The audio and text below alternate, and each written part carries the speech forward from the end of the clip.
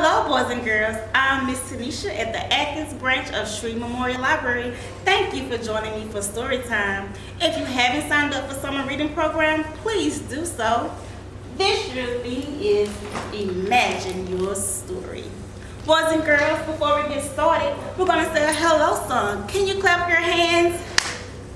Good job. Let's get started. We clap our hands and say hello, hello. We clap our hands and say hello, hello. With all our friends at Storytime, we clap our hands and say hello, hello. Boys and girls, have you heard the story of Goldilocks and the Three Bears? Well, today, Miss Tanisha is going to read that story. Goldilocks and the Three Bears, retold and illustrated by Jan Bray.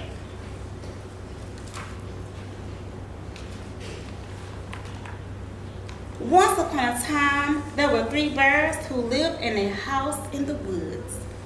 One of them was a small, wee bear, and one was a middle-sized bear, and the other was a great, huge bear. They each had a bowl for their porridge. A little bowl for the little small wee bear, a middle-sized bowl for the small bear, and a big huge bowl for the great huge bear. And they each had a chair to sit in. A little chair for the little small wee bear, a middle-sized chair for the middle-sized bear, and a great huge chair for the great huge bear. And each bear had a bed to sleep in. There was a great big huge bed for the great big huge bear, and there was a middle-sized bed for the middle-sized bear, and a little wee bed for the little wee bear. One day, after they had made their porridge for breakfast, they walked out into the woods while the porridge was cooling.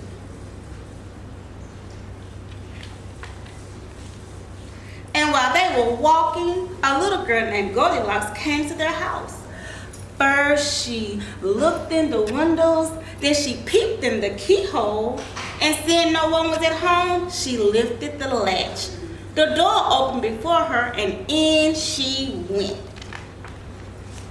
How pleased Goldilocks was when she saw the steaming porridge on the table. Oh, the sweet smell of porridge with roasted nuts, honey, and berries filled the room. It was so tempting that Goldilocks set about helping herself. First, she tasted the porridge of the great huge bear. Oh, but it was too hot. Then she tasted the porridge of the middle-sized bear. Oh, but it was too cold. And then she tasted the porridge of the little small wee bear, and it was neither too hot nor too cold. It was just right. She liked it so much she ate it all up. Then Goldilocks sat down in the chair of the great huge bear. Oh, but it was too hard. Then she sat down in the chair of the middle-sized bear, but it was too soft. And then she sat down in the chair of the little small wee bear, and what would you know? That chair was neither too hard or too soft, but just right. So Goldilocks seated herself in it. And there she sat, and there she sat, until the bottom of the chair gave away, and down she came, plump, onto the floor. Then Goldilocks went upstairs to the bedroom in which the three bears slept. Oh, first she lay down upon the bed of the great huge bear, but that bed was too high at the head for her. Next she lay down upon the bed of the middle-sized bear, but that bed was too high at the foot for her.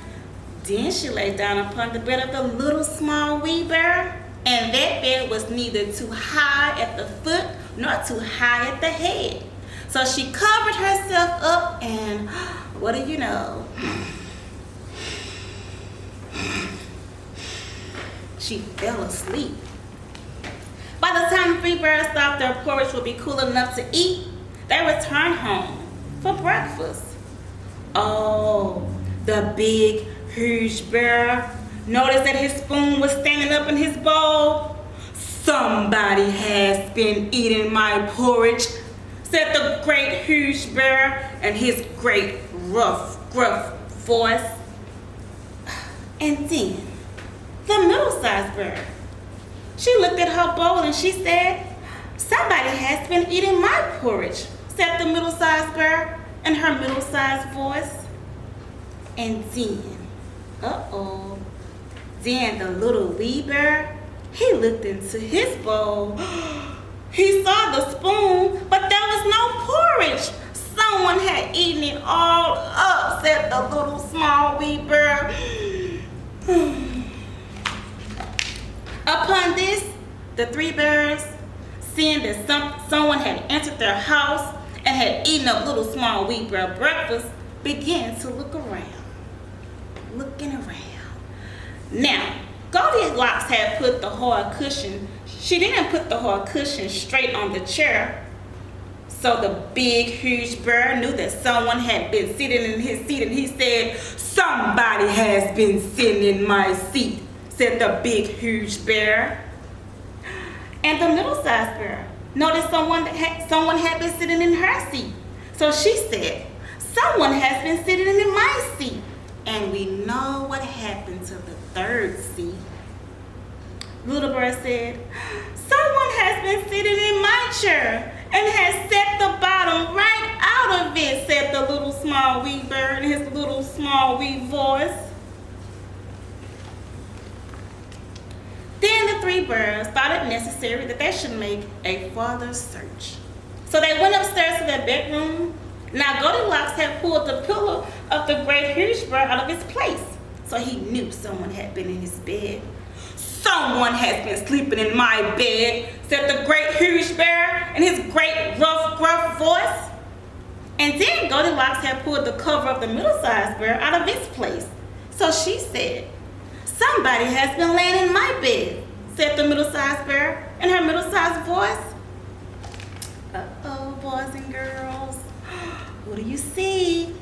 And then the little small wee bear came to look at his bed, and there was Goldilocks sleeping peacefully, her long shiny braids spread across her pillow. Little small wee bear just stared, and he looked, and he didn't say anything. But then he cried, somebody has been laying in my bed, and here she is.